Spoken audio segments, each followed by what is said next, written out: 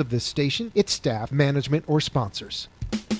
Are you a family caregiver? Are you caregiving for someone who can no longer take care of themselves? Are you overwhelmed?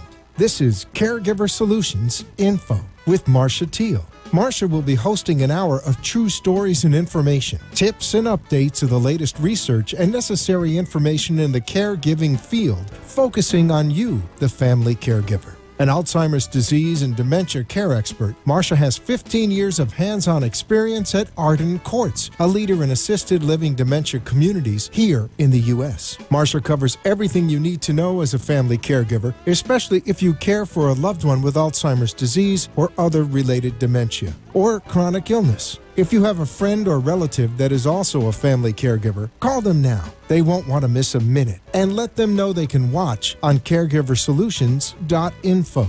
And they can listen on WNN 1470 AM in South Florida or nationally on the iHeartRadio app.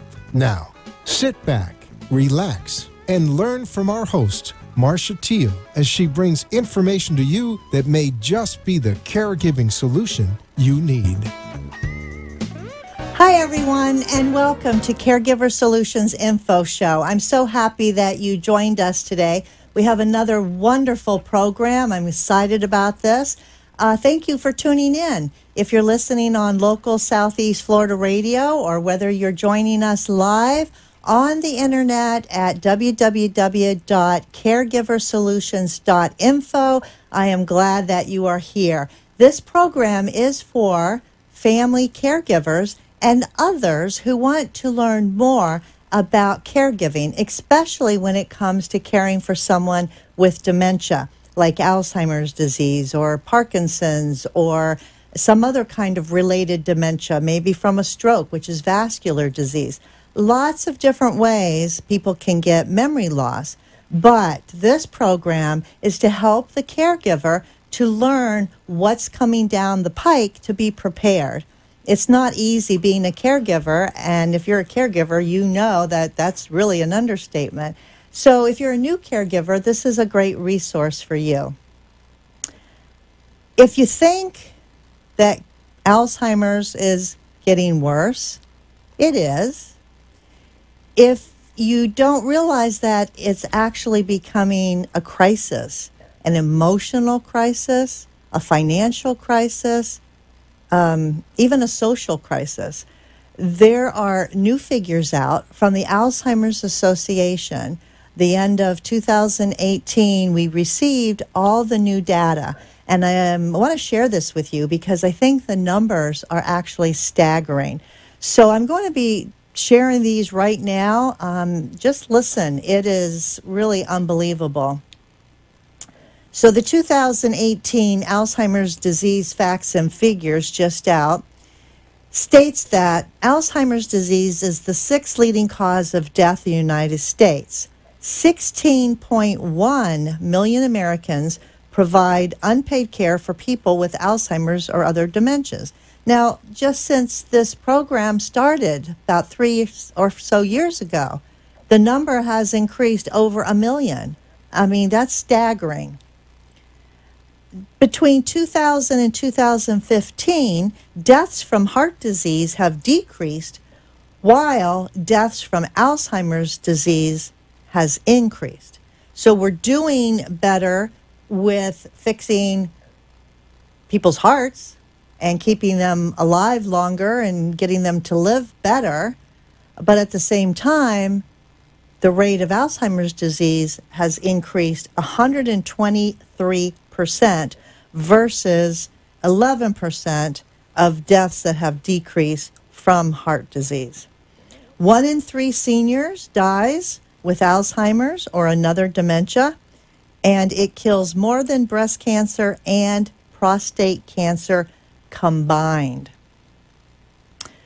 Early and accurate diagnosis could save up to $7.9 trillion in medical and care costs. In 2018, Alzheimer's and other dementias will cost the nation $277 billion. By the year 2050, these costs could rise as high as $1.1 trillion. Unbelievable. 5.7 million Americans are living with Alzheimer's. By 2050, this number is projected to rise to nearly 14 million. Every 65 seconds, someone in the United States develops the disease. It's unbelievable, and it's getting more and more prevalent, especially now because baby boomers are aging. Age is the number one risk factor for Alzheimer's disease. So as we are aging into our 60s, 70s, and 80s, we're going to see that these numbers are going to add up because it is happening, and it's happening to us or to someone that we love or to someone that we know or someone that we know that knows someone. It's really hard to not meet somebody that is not affected with this disease in one way or another. So today we're going to talk about what's being done to help these numbers to take care of this. I mean, it is really staggering. We have a special guest today. He's an actual caregiver, and he's an advocate, and he's going to be joining us in just a moment and talking about what he has done in his life to advocate for Alzheimer's disease, and also what he's done in his life to see what he can do personally to help people that have this disability and their caregivers who take care of them. So I bet that you didn't think Alzheimer's disease, with all the issues that it creates, like I just said, financial, social, emotional, in the community, physical, just every kind of problem you could think of, I bet you never probably associated Alzheimer's disease with political issues. But this is what we're going to be talking about today, because even Alzheimer's disease affects politics. I'm going to bring on my guest now. His name is Jay Schaap.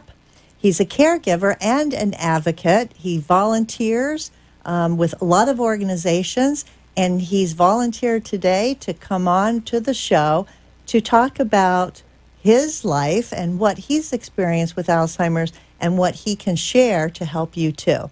So hi, Jay. Hi, Marcia. Thank you for having me on. It's nice to see you, and hello, everybody. Pleasure to be here. Well, I'm so glad that you are here. I've known you for a couple years, and we got to talking one day, and I just thought you have a lot of great experience to share. I know you're retired from your career, but you volunteer a lot, and one of the things that you do volunteer is with Alzheimer's organizations and support groups, and I know that you're really passionate about it. So I thought you would be great today to come on and share and talk about all of this. Willingly and gracefully, because I've been taking care of my dad, who's had Alzheimer's since I'm in my late 40s, and since he's been in a nursing home for 11 years now. Wow. And I'm very fortunate because his condition has not deteriorated as many people do. He still remembers me. He still pushes my buttons. He still says, bring me my favorite foods. So he's a real character, and I love him, and I wish he was closer. He's in North Miami. So, but well, we're going to talk about Dad in more detail in just a little bit. But I want to let everybody know why I'm talking about the political scene and marrying that with Alzheimer's disease. It costs money, just like this actual figure here. Early and accurate diagnosis could save $7.9 trillion. You know, the millions of billions of hours that caregivers are spending, 18.4 billion hours of care valued at over $232 billion. That's a lot of money that caregivers, if they were paid, right, this is what they've calculated would cost to take care of a person with dementia. And the numbers are staggering, but they've recently skyrocketed because for many years, Alzheimer's was underreported.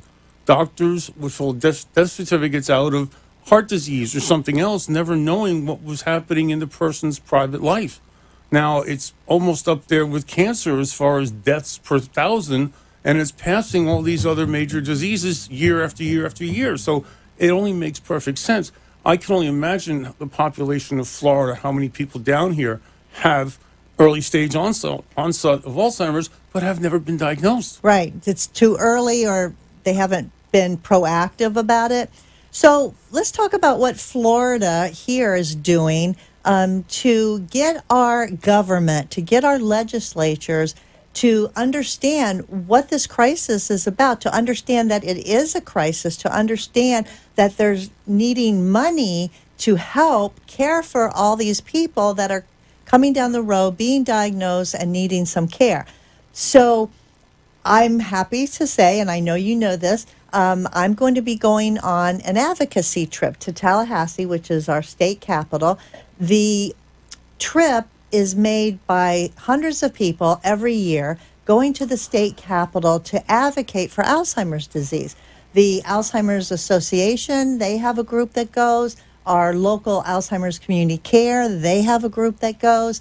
And basically, it's taking caregivers and others that have a passion and have interest to go to Tallahassee to basically state their case. And I want to read from the Alzheimer's Community Care, and that's the group that I'm going to be going with in February.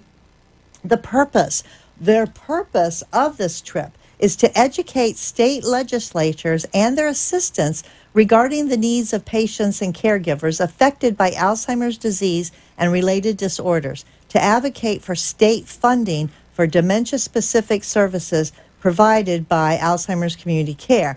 That's their purpose, to go there and to meet with legislatures and their aides to advocate for dollars for the state to allocate for these services that are needed so greatly in our state, for support groups, for education, for outreach, for all kinds of things, for research, lots and lots of things.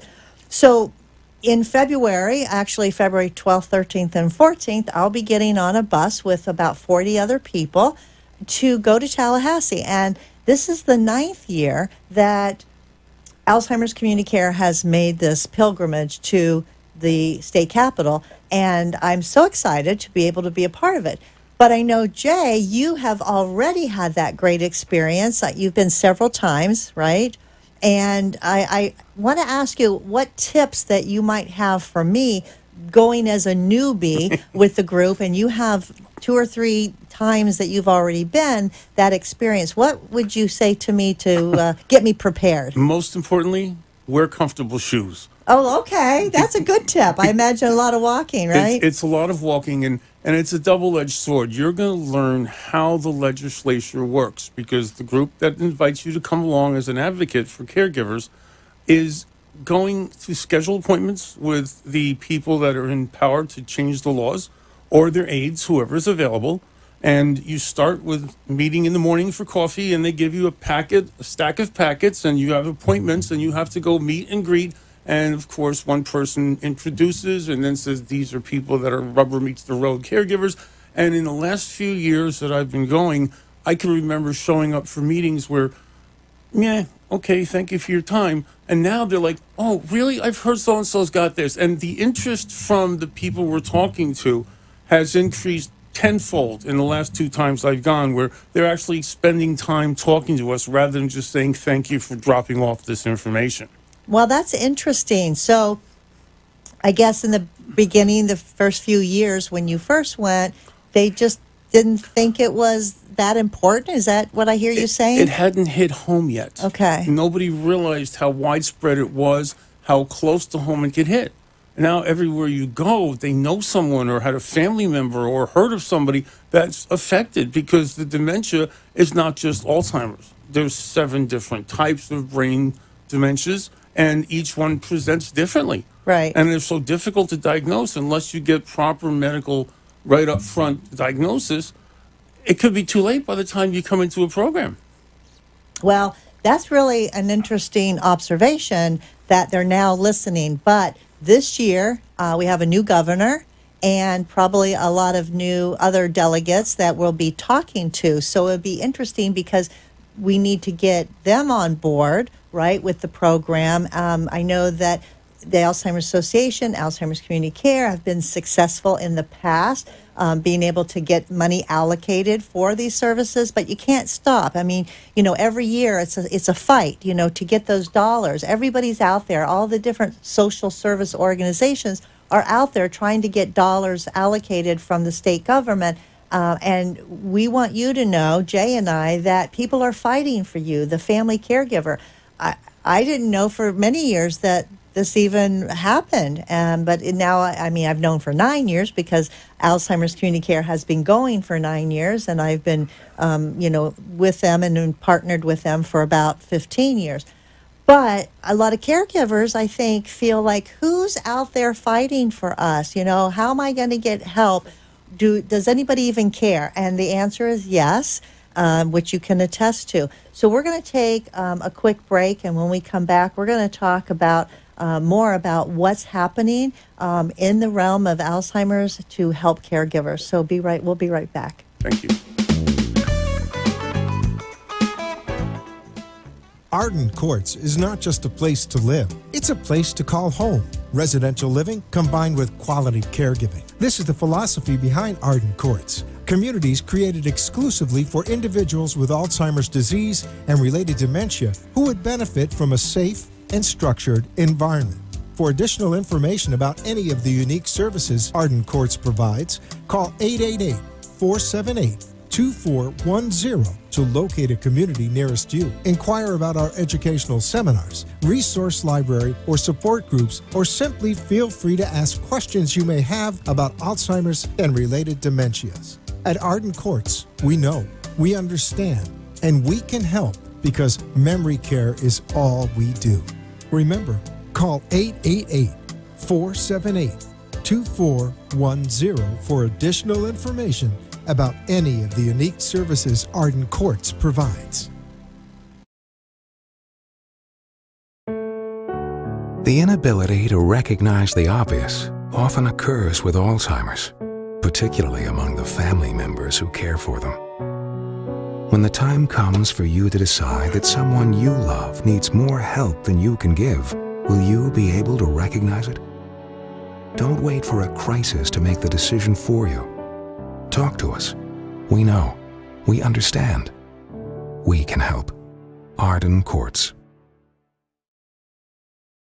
Disease and dementia care expert on caregiversolutions.info. If you have a question or wish to share a story, call into the show at 888-565-1470 and talk with Marcia. Now, back to Caregiver Solutions. We're back, and my guest today is Jay Schaap. He is a caregiver, also an advocate, volunteer, and just a general nice person. Thank you for being here, Jay. You're welcome. I'm glad to be here. We are talking about what we can do about Alzheimer's disease, and we just explained about the advocacy trip that people make to Tallahassee every year to fight for funds.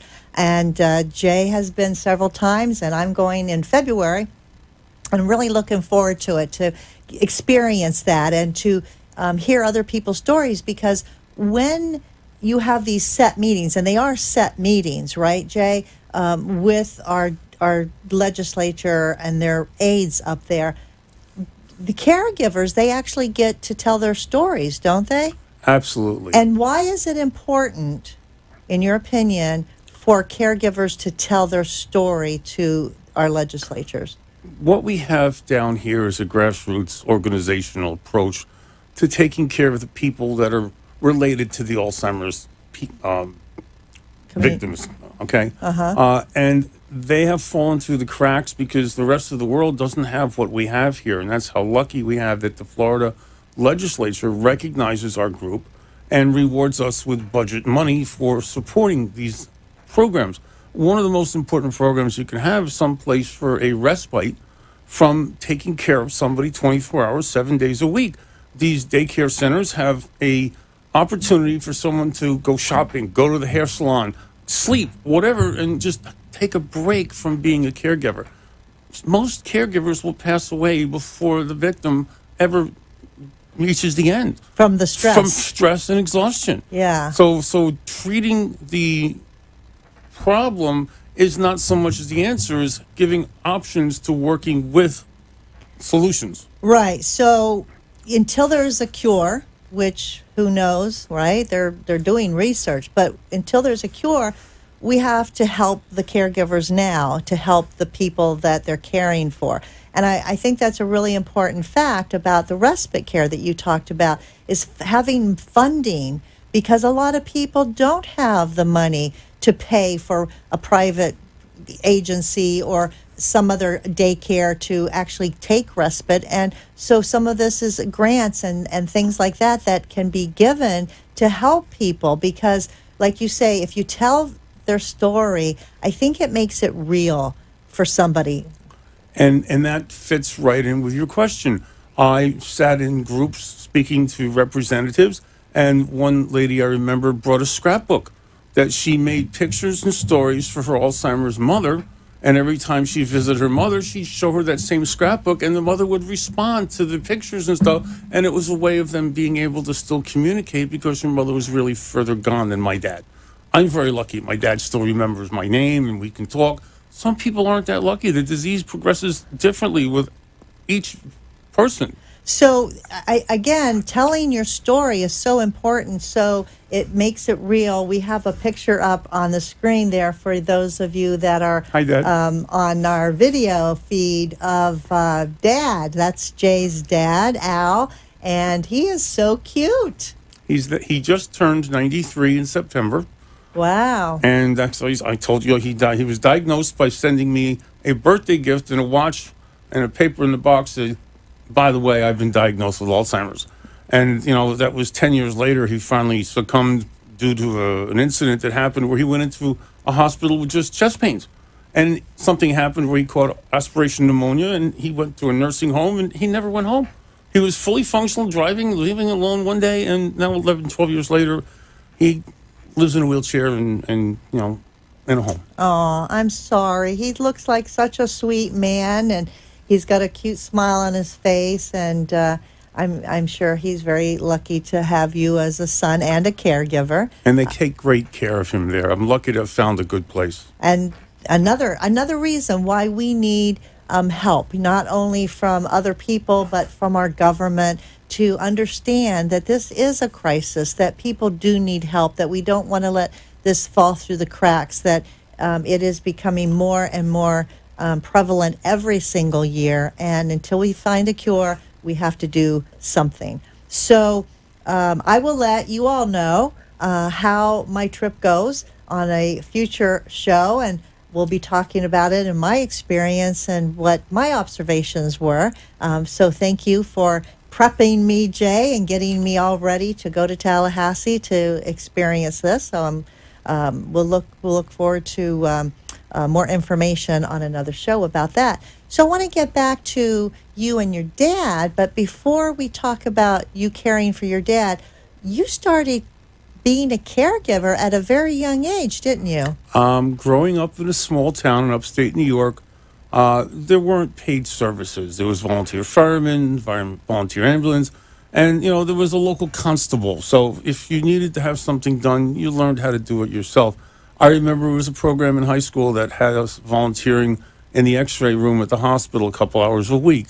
And I remember, going over and helping people then. I think I was 10 or 11. And then as I got older, my grandfather, who had been a farmer his entire life, got sick and had a stroke. And my mother had been working in New York City and traveling every day. And she ended up having to buy a house with a separate apartment because my grandparents were Orthodox. And I was 13, 14, 15.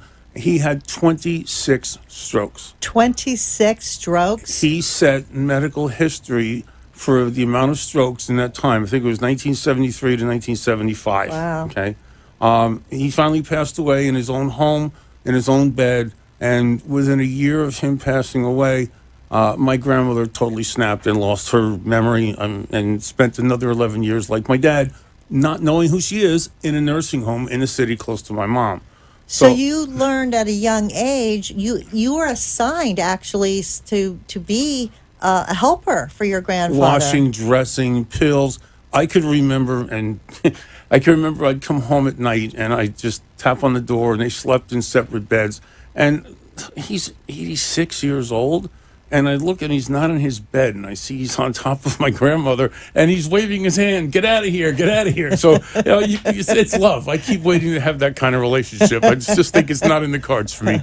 Wow. So you were exposed to caregiving at such a young age for many years.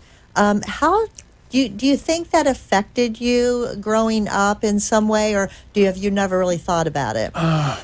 You know, being a single child in a divorced parental situation, I was first sent to live with my grandparents and then left to be raised by foster brothers and sisters. And I never really fit in with relationships. As much as I tried, I never found a successful way to do it.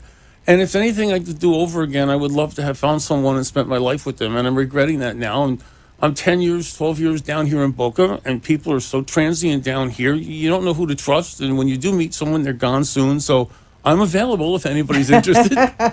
Hey, we'll have to get you on one of these dating shows. But, that, who knows, could have influenced you, being a young caregiver with having that responsibility and probably doing things that a child should not be requested to do. I know it made me become involved in certain things at a young age, and then become a workaholic and not look for the relationship by keeping myself busy doing other things.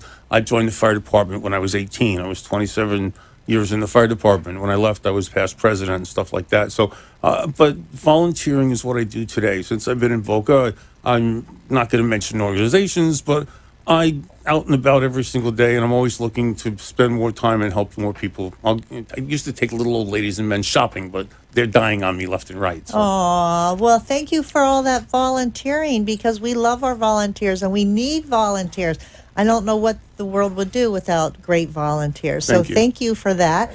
We're going to take our second commercial break, and we come back. We're going to talk more to Jay about what he sees in the future for him, having a parent and a grandparent diagnosed with Alzheimer's disease. So stay with us. We'll be right back. Please come back. The inability to recognize the obvious often occurs with Alzheimer's, particularly among the family members who care for them. When the time comes for you to decide that someone you love needs more help than you can give, will you be able to recognize it? Don't wait for a crisis to make the decision for you. Talk to us. We know. We understand. We can help. Arden Courts. Feelings of depression, isolation, and frustration are common among persons living with Alzheimer's or related dementias. It's common among those who care for them, too. It takes a lot of patience and courage. It also takes knowing when you can no longer do it alone. At Arden Courts, memory care is all we do. Talk to us. We know. We understand. We can help. Don't let guilt keep you from making the right decision. Visit arden-courts.com. Arden Courts follows equal housing opportunity guidelines. Somewhere at the corner of bewildered and confused is a lost mother, a father, a sibling, a grandparent. Wandering is a common symptom of Alzheimer's or related dementias and can often make those who care for a loved one feel just as lost. If you're looking for a place that's safe and secure, look to Arden Courts. Memory care is all we do. We know. We understand. We can help. To learn more, visit arden-courts.com. Arden Courts follows equal housing opportunity guidelines. An Alzheimer's disease and dementia care expert on caregiversolutions.info. If you have a question or wish to share a story, call into the show at 888-565-1470 and talk with Marcia. Now, back to Caregiver Solutions. I'd like to take this opportunity to thank our national sponsor, Arden Courts Memory Care Communities. Arden Courts has 10 dementia-assisted living communities right here in Florida and about 50 total across the United States. One of the things that Arden Courts likes to do is help caregivers. And not only do they take great care of their residents, but they like to care for that family caregiver by giving resources in in addition to support groups and seminars, they're giving this book away for free to you just for the asking. This is called the 36-Hour Day Book. I highly recommend every caregiver reading this book. As the title suggests, it's like trying to fit in 36 hours into a 24-hour day if you're a caregiver. This book is free just for the asking. All you have to do is call Arden Courts on their toll-free number, which is 888-478-2410. Again, 888-478-2410. Let them know that you heard about this free offer of the 36-Hour Day Book on the Caregiver Solutions Info Show, and they'll get your information and mail a book right to you. So do it today. You'll be glad that you did. So my guest today is Jay Schaap, and Jay and I have been talking about a lot of things, but he is a volunteer. He's an advocate for caregivers. His dad actually is diagnosed with Alzheimer's disease for many, many years, and he's in a nursing home now. So I want to ask you a few questions, if I may, about your dad. Certainly, please do. So did your relationship change from what it was with your dad before he got sick and before he had Alzheimer's to afterwards? Was there a major change in his personality, or was there a change in the way that you related to him? I wish you would have asked me if I could be pre-asked that question. My dad and I have had a contentious relationship. He left when I was young, but he's kept in touch all my life. But you don't have to tell lot of personal things. I'm just saying now I'm solely responsible for surrogacy, advocate. I get the phone calls 24 hours a day. You're his power of attorney. Power of attorney, and they have still kept him making his own decisions, even though he was diagnosed with Alzheimer's. I can't force him to do anything. So when he doesn't take his pills, because he says, I don't want to take them, I get the phone call. When he slips and falls and he has to go to the hospital and be checked out, I get the phone call. When he starts an argument with someone or gets thrown out of a store because he's like being belligerent because he's a New York City boy and will tell you to go take a long walk on a short pier. He did that when he was young. Why should he change when he's old? So I tolerate my dad. Okay. And he pushes my buttons whenever he can. So I've learned that I can't do much about the situation I'm in, but it's changed dramatically. When I was younger, I kept my distance and visited him on occasion. Now I'm this close that I could visit all the time, and I try to get as much time that I can tolerate. But it's almost that you're, I don't want to say the word force, but the opportunity presents itself for you to be his caregiver because you are an only child, and who else is going to do it if not for you, right? And you mentioned a lot of the other relatives have already passed away. So here's a situation where maybe you all didn't have the best relationship growing up, and now it's sort of like, okay, Jay, now this is what you have to do. And that must be very difficult. It's a duty, and it's a necessary duty that I take willingly upon myself. And there's times that I regret it, I lose sleep over it, but to be honest with you, as long as he's comfortable and happy and has his needs met, I'd say live to 100 years old. I mean, he was diagnosed with a blocked artery when he was first injured in the hospital, and they never took action. It was 2 years ago. He's been in a nursing home 11 years now.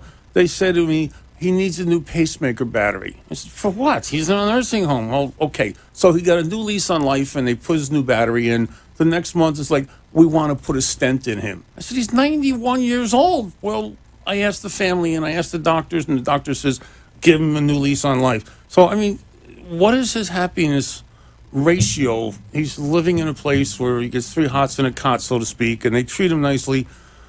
I just hope I did the right thing, because it was agonizing for me to make those decisions. Well, again, it was kind of forced on you to be the decision maker, but it was also forced on your dad to end up where he is because of a lot of health problems, and he never really got to come home once he went into the hospital, and he had to spend his rest of his days in a nursing home because of being, bedridden from his illnesses. Which is unfortunate, but I'm sure your story, is relatable to a lot of other people out there. But I want to ask you a question. You said that the nursing home calls you for every little thing. Dad doesn't want to take his pills. They call you.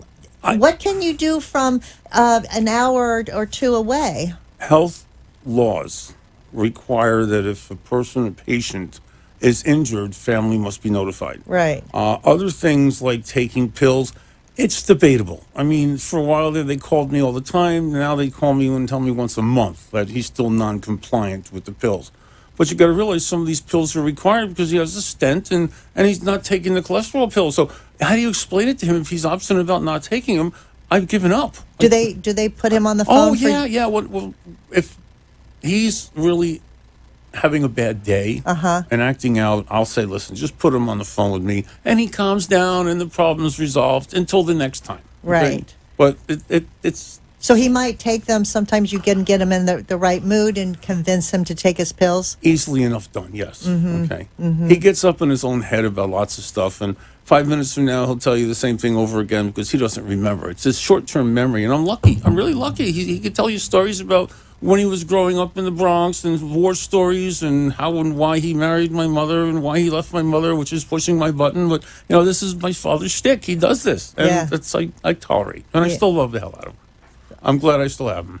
Well, that's really, really, really nice, considering, the depth of your relationship and what transpired and what got you here and what got him here. And that's why I said you're just a nice guy, because a lot of people would throw their hands up and, just say, I can't do this. Walk away is the word, and I just can't do that. I've thought about it, but I just haven't. One thing we're probably going to bring up that I mentioned, that I was concerned, do I have the gene? Is it in my future? And being part of the support group, I've learned a lot, and I know what to do and who to go to. So let me ask you that question, because your dad was diagnosed with Alzheimer's. Your grandmother had Alzheimer's. Are you afraid of getting Alzheimer's? Absolutely. I'm single. I have no family, so to speak. I don't know whether to spend every bit of my savings before I'm 70 and can't remember what to do, or whether to try to live to be 90 and still have a good brain. So it's a tough decision. I lose a lot of sleep over it. I've actually taken steps to have myself properly diagnosed and tested, and I've even gone so far as to apply for some experimental drugs in a clinic, but unfortunately I missed by 1 point as far as qualifying. The good news is I'm not carrying the gene, okay? That doesn't mean I'm not going to come down with it, okay?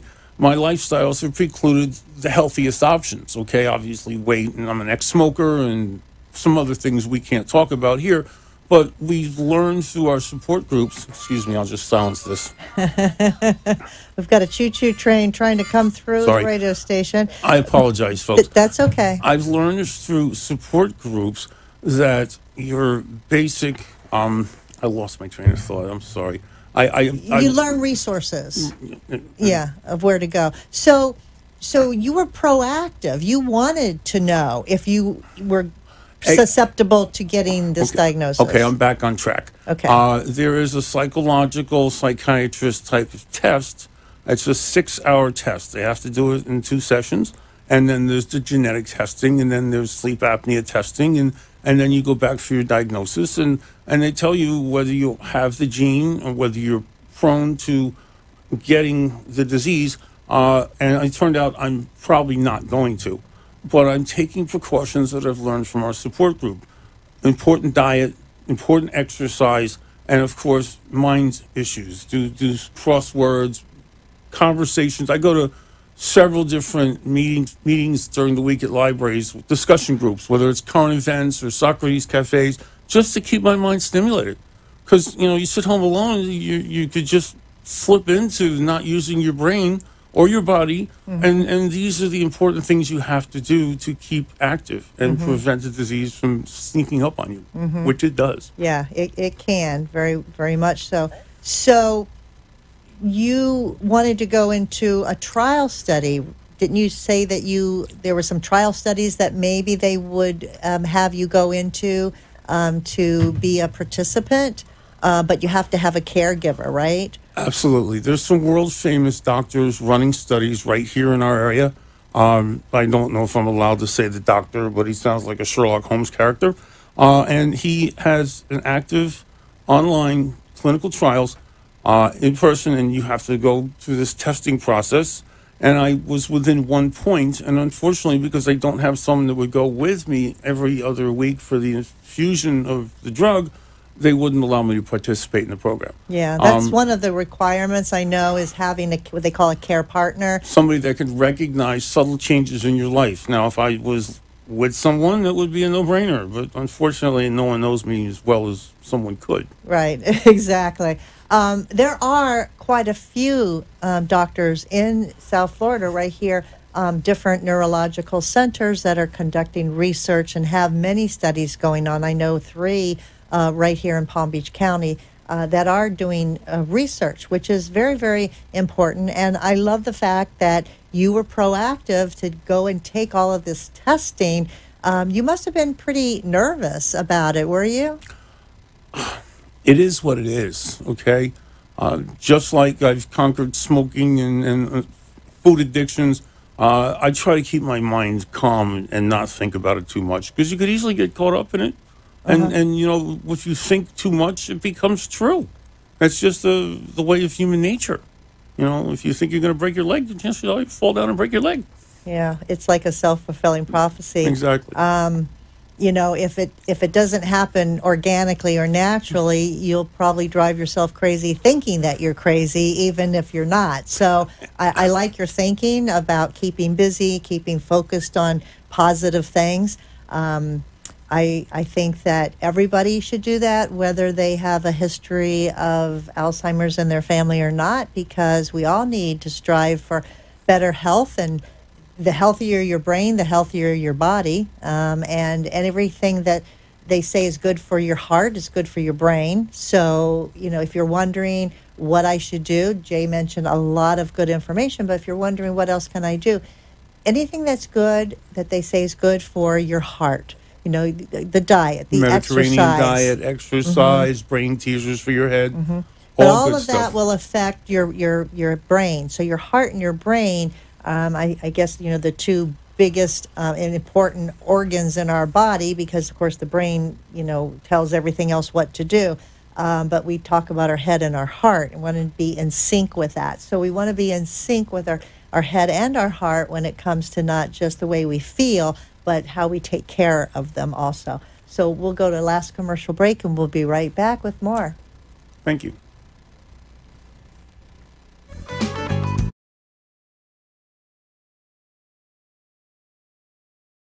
Feelings of depression, isolation, and frustration are common among persons living with Alzheimer's or related dementias. It's common among those who care for them, too. It takes a lot of patience and courage. It also takes knowing when you can no longer do it alone. At Arden Courts, memory. Somewhere at the corner of bewildered and confused is a lost mother, a father, a sibling, a grandparent. Wandering is a common symptom of Alzheimer's or related dementias and can often make those who care for a loved one feel just as lost. If you're looking for a place that's safe and secure, look to Arden Courts. Memory care is all we do. We know, we understand, we can help. To learn more, visit arden-courts.com. Arden Courts follows equal housing opportunity guidelines. Being unable to recognize the obvious often occurs with Alzheimer's or related dementias, even among their caregivers. When the time comes for you to decide that someone you love needs more help than you can give, will you be able to recognize it? Don't wait for a crisis to make the decision for you. Talk to Arden Courts. Memory care is all we do. We know, we understand, we can help. To learn more, visit arden-courts.com. Arden Courts follows equal housing opportunity guidelines. Nearest you. Inquire about our educational seminars, resource library, or support groups, or simply feel free to ask questions you may have about Alzheimer's and related dementias. At Arden Courts, we know, we understand, and we can help because memory care is all we do. Remember, call 888-478-2410 for additional information about any of the unique services Arden Courts provides. You are listening to your host, Marcia Teal, an Alzheimer's disease and dementia care expert on CareGiverSolutions.info. If you have a question or wish to share a story, call into the show at 888-565-1470 and talk with Marcia. Now, back to Caregiver Solutions. Welcome back. My guest today is Jay Schaap, and Jay has been so gracious to come and tell his story. And we're talking about why everybody should tell their story. First of all, I think that it's important for us to say it out loud. Sometimes caregivers have a hard time relating or sharing what the burden they're going through, which brings me to the next part of this the segment here, is to talk about things that caregivers struggle with. I know it's probably not easy for you to come on and talk about your dad and his Alzheimer's and what all you all went through, and it's not hard or not easy for anybody to do that, but again, it's important for lots of reasons. Number one, talking about it to our government to try to get funding, talking to family members, right, to share with other family members what a caregiver might be going through. Why is that so important? I know you have sat in on a lot of support groups and you listen to a lot of caregivers and their stories. Why is it important for caregivers to share outside of the support group? Excellent question. Years of sitting in groups and seeing people come in with the bewildered looks on their faces and asking us, what's going to happen? How do we know when it's time? What do we expect? And the first thing we need to make sure is that they have time for themselves and they don't get lost in the disease, okay? So if you are thinking that you know someone that has this and you want to go to a support group, just go online and find them. They're out there. Walk in, say hello. People like myself and registered nurses are there attending, so we're not going to give you bad information. You're welcome to ask any questions. There's nothing that's taboo. There's nothing that's off limit. And we'll give you upfront, honest, personal answers. What to expect, not necessarily when to expect it, because everybody progresses at a different rate. Nobody knows that answer. And nobody can answer that. Right. But there's supporting documentation that explains the stages and what goes along with the stages. And, you know, I'm not sure I mentioned Joe and Joy, my first exposure to Alzheimer's. No. They ran the local insurance company in my town. And they retired, and they were a nice, loving couple. One day I was standing behind Joe, and Joy was standing behind Joy, and Joe was standing next to her, and she said, "Joey, be quiet." And I said, "That's kind of weird. They're in their 60s. And then I heard later that he had severe Alzheimer's. And a couple months later, I was standing there, and he's holding her hands going, "Mommy, can I have some candy?" And it's like, oh, my God. This is like less than 6 months from the time I heard he had it. And within 2 or 3 months, he had passed away.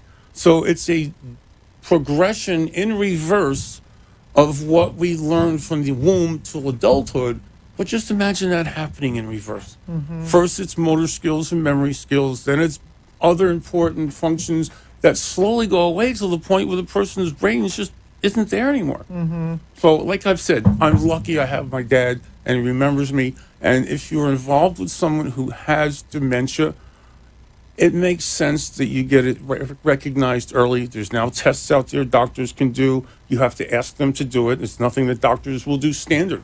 Just like there's no standard testing for certain diseases. You have to go specifically if you suspect it. Mm-hmm. But there is ways to have a PET scan, a blood test, a genetic marker, just a 5-minute verbal test or a 6-hour test will give a good idea of where the person's mental capacity is. Yeah, it sounds like your friends there, when you were growing up, his Alzheimer's actually progressed very quickly. However, on the reverse side, your father, who has it already for like 12 years, is slowly progressing. And for people out there that wonder, well, what's the difference? Again, nobody can tell you how fast or how slow it progresses, although the Alzheimer's itself can last from 2 to 20 years, but the average is usually about 8 to 10 years, somewhere in there. So you know, your dad might be one of those ones that's going to be, like you say, 100, and it could be because people can live a long time with very slow progressing Alzheimer's disease. So just wanted to throw that out there. A lot of people don't understand that, and they also don't understand sometimes that Alzheimer's is not an old person's disease, that people in their 40s can get Alzheimer's, and 50s and 60s, and so it's not just for old people. Very much more rare to be diagnosed at an early age, but it can happen. So to your point, Jay, yes, people should be proactive. If you suspect anything, something's off or something's not right, be proactive, get tested, go to the doctor and say, gee, this is what I've noticed and what can we do about it? Let's check it out and see what's going on. And being a state of single retirees and older people, if you have a neighbor and you think there's something not right, go out of your way to start checking on your neighbor, maybe get in touch with their family member and let them know that something's not right. Because people that have long-distance relationships with their family members can't see what's happening right in front of your eyes. So be someone's advocate. That is very true, because older folks can cover up when their children call from up north, and they can answer questions just like what you would expect to hear, but it's not necessarily the truth. Exactly. And so that's called covering up, and they are very good at it sometimes. So back to the support group, when people go, I think sometimes they feel safer talking to strangers about what is going on rather than maybe reaching out to families or maybe friends at first, because there's a stigma of being embarrassed or ashamed type of thing. I did a support group not too long ago. I facilitated, and it was not here in this area, it's on the other side of the state.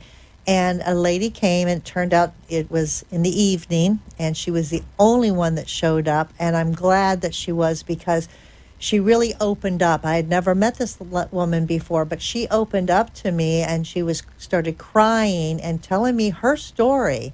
And hers was a horrible story, because she was actually dealing with a husband. It was a remarriage, but he had Alzheimer's after they were married, and he was abusive to her, and he was beating her up, and verbally and physically. And she hadn't really told anybody before. And so coming to this support group where she felt safe and she could let out her feelings, and I advised her, you know, what next steps she should take. But it's important to take those steps. In Florida, there is a law that mostly applies to people with drug issues or mental illness issues. But if a person, as you say, is in a physically abusive relationship and they don't feel safe, they're allowed to do what's called Baker Act, their spouse, their child, their neighbor, and that gives a 72-hour observation window for that person to be in an environment where they can be checked out. And that's enough time to figure out whether he's ever or she's ever coming home, and because you're not safe there. Right. I've heard the same stories, and people are thankful that their spouses were taken away or finally passed away because they couldn't deal with it any longer. One lady kept talking about her husband used to walk around with a screwdriver in his pocket, and she never knew when she was going to be stabbed. And you know, it's true, and it happens every day. It does, and it does. And these are things that a lot of people don't talk about. These are real, true stories that you would say, oh my God, how could that ever happen? But it does. And that's why Alzheimer's disease and other related dementias is a terrible thing, because it makes people behave in ways that they normally wouldn't. It's not the same person anymore. They can change their behaviors. They can change lots of different things that you would never even think of in a million years, but it can happen. So I am so glad that you're here talking about this, Jay, because I could talk to you for another hour, I think, because it's so important to share all of this and to tell our story. Tell your story. If not at a support group, tell your story to your family physician. Tell your story to your family members of what you're going through. Don't be ashamed. Don't feel guilty. If I could pass anything out to the people listening, is find a support group, go there, even if it's nobody in your family, even if you just want to learn. go, ask questions, and pay attention. You'll get an eyeful and an education. That's right. Well, thank you for sharing. Thank you for being here with us, Jay. I really appreciate it. And thank you all for being here today. I hope you have a marvelous trip to Tallahassee and advocate well for the cause. Well, thank you. I'm looking forward to it, and I'll be sharing with everybody my findings. We'll be back next week, same time, same place. In the meantime, don't forget, you can call Art and Courts, 888-478-2410 to get your free copy of the 36-Hour Day book. It's a wonderful book for caregivers. And join us next week. We'll have more information and more tips, and I can't wait. And in the meantime, don't forget, give somebody a hug because they need it and so do you. We all do. Thanks for listening, folks. Take care.